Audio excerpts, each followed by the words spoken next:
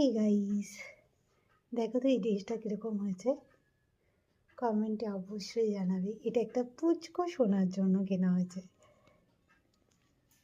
আর এর সাথে রয়েছে এই যে সুন্দর এই সানগ্লাসটা।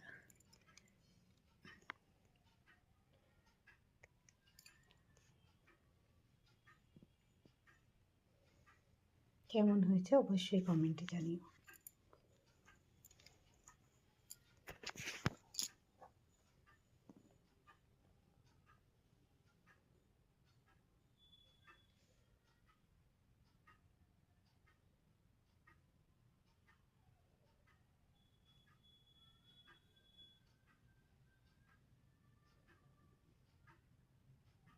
আর রয়েছে এই ছোট্ট একটা গিফট। এইটা হচ্ছে আমাদের পুচো সোনার জন্য, কালকে দেখাবো ওকে।